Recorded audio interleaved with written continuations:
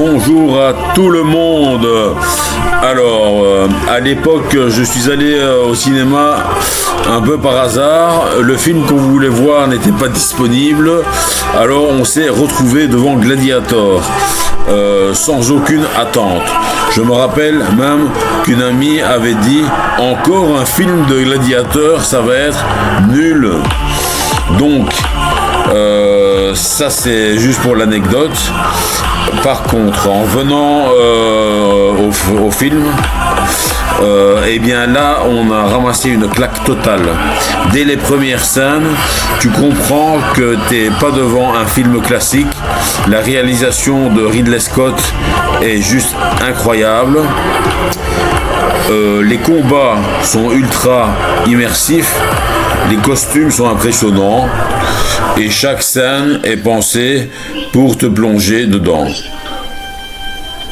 Et évidemment, la performance de Russell Crowe, juste légendaire, mais il n'est pas seul.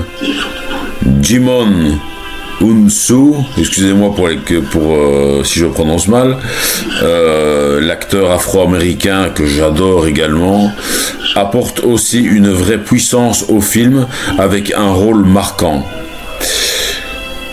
Alors après, il y a l'actrice que vous voyez là également, qui joue très très bien aussi. Mais bon, pour en revenir à la comparaison, quand tu compares avec ce qu'on a fait aujourd'hui, donc je parle de Gladiator 2, je pense que je peux me permettre de parler de cette merde.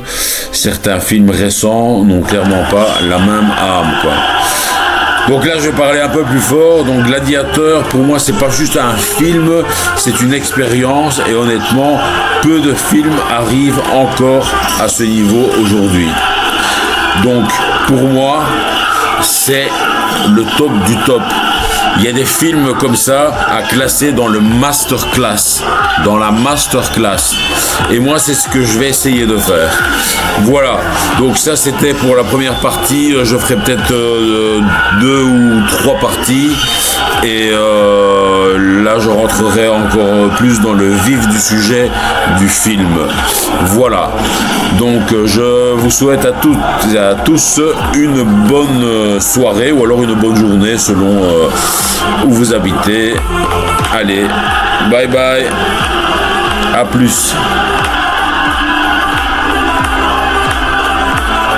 Rasco 83.